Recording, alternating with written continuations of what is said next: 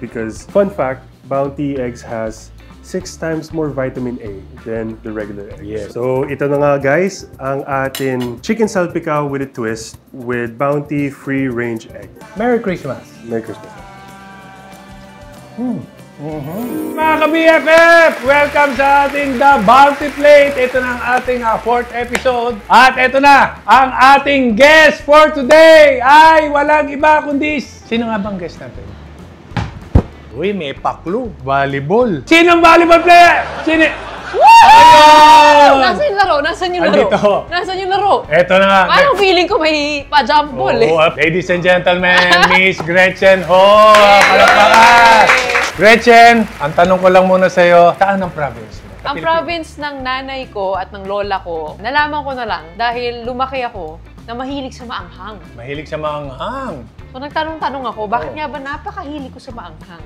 Mm-hmm. Taga Bicol pala kami. Yun naman pala. So ngayon, eto na, ang tanong ng lahat, ano ang ating lulutuin ngayon? Dahil mahilig talaga ako sa maanghang, itong tinatawag natin na Spicy Chicken Bicol Express. Yun. So anong gagamitin natin chicken dito? Siyempre itong manok spicy chicken ng Bounty Fresh, di ba? Kasi hindi mo na kailangan lagyan ng sili. Lalo na mahirap bumili ng sili ngayon. Talagang minsan napakamahal ng sili. So ngayon, sisimulan na natin ang pagluluto nitong ating Chicken Bicol Express. Una alisin muna natin itong bola. Ibalik natin sa nagbato.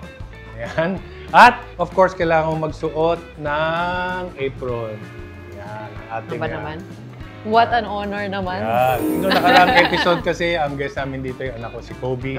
Yung niluto naman niya, although hindi naman galing probinsya, pero yung lagi niya niluluto nung nandun siya sa Amerika at nasa Japan, yung chicken salpicao. Ang ating gagamitin ngayon ay ang ating Bounty Fresh Gourmet Chicken na merong 3 flavors to. Ano ba yung flavors na yun? Ito na ang gagamitin mo, yung spicy, meron tayong lemon, at meron tayong sweet. Ito na simulan natin. So, bubuksan natin ang kalan. Yayamanin ng lutuan nyo eh. Okay, yan. So, Gretch, anong uunahin natin? Siyempre, meron tayong mantika. Mantika muna. Meron tayong bawang, Wow. sibuyas, luya. So, Luya. nagigisa muna tayo. Okay. Pagkatapos nun, tsaka natin ilalagay na yung manok dun sa bawang. So, kumbaga, lalagyan muna natin ng lasa. So, okay. Pagkatapos nun, meron din tayong sili. Of course. Tapos meron tayong gata, green pepper, meron tayong cubes, seasoning, at meron din tayong Bago. shrimp paste bagoong. Shrimp paste Wow! bagoong. Okay. Masarap po, di ba? Yung napakasimple lang naman ng ating recipe. Kayang-kaya ng kahit sino. Actually, yung mga napag-usapan natin ngayon, yung mga athletes, usually, di ba, pag mga nakadorm, hindi naman lagi nagti-take out yan or kumakain sa canteen. Of course, gusto nila yung nag-aambag-ambag yan. Oo. Tapos merong tagaluto talaga Totoo. yan. Alam niyo ba ang spicy daw, Mm. hindi siya flavor, Hindi siya flavor. So, pain siya, pain. So, pwedeng mag-increase yung tolerance mo for pain, di ba? So, maglalagay tayo ng luya, pagkatapos ng sibuyas at saka ng bawang. So, ito na, nailagay na natin yung luya, sibuyas, and garlic. And yung binanggit mo kayo na, ilalagay na natin itong chicken. Sige, tulungan na kita. Okay. Wow! Meron mga anghang na may flavor. Aha. Meron yung mga anghang na anghang lang. Oh, yung walang... So, usually, gusto mo rin talaga yung malasahan mo yung anghang niya. Exactly. Ayan. After 3 seconds, kita mo. Bango!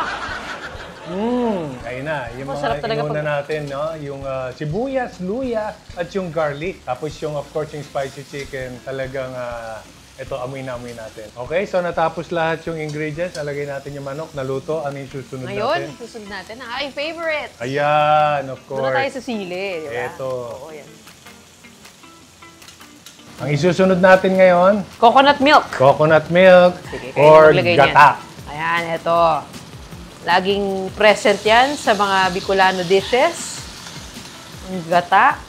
Pag gata talaga Amoy yung na amoy niluto, no? Parang you can't go wrong na yung lasa nito magugustuhan ng karamihan. Okay, ang susunod natin, Okay naman maglagay. ating itong tinatawag na siling berde. Berde. Oo. Para ito naman, Hindi masyadong mangha. flavoring. Flavoring ang ano niya. Contribution niya dito sa ating dish. Okay, ang ating susunod ay ang ating cube. Lagyan natin. Kailangan niya pampalasa naman. Yan yung pampalasa natin. Nang ginugutom ako doon sa amoy. Okay, at ang ating huling ingredient na ihahalo ay... Bagoong. Oo. Oo. Favorite ko yan. Yan. Simpleng-simple lang yung recipe natin. Pwedeng-pwede siyang gawin ng kahit sino at sa bahay. Yan yung mag-isa sa madali lang. Bango? Okay. Okay. So sige, tutulungan kita. Nakita mo no, pagkalagay ng bagoong, yung ating coconut milk, Nag-iba yung kulay, nag-iba ano? yung kulay. Sarap po. Sarap po. Imagine nyo, mainit na white rice ilagay dyan.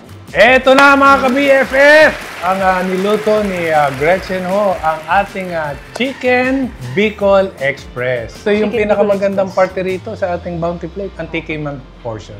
Oh. Sige. Okay, inulit po natin ang ating pong ginamit na chicken dito, ang ating Bounty Fresh Gourmet Chicken. Yan po, Ikaw yung naman. ating spicy. Papa B. At inuulit po namin, meron pa pong dalawa tong kasamang flavors, ang ating lemon at sweet. Okay? Okay, sige, ako na. Teka, nakalimutan ko yung sili. Oo nga pala. Yan yung Ayan. sinabi mo. Okay, my Sure. turn. Ito naman yung aking paborito. Yan. Tay. Tay. Ito na ang ating TK-Man portion. Sarap. Sabi mo, maanghang ha. Siyempre, luto ko to eh. Kamusta? Ay, maanghang ha. Mapaparami ka. Mga ka-BFF, ito po ang ating recap ng mga ginamit nating ingredients dito sa ating recipe, ang ating Chicken Bicol Express.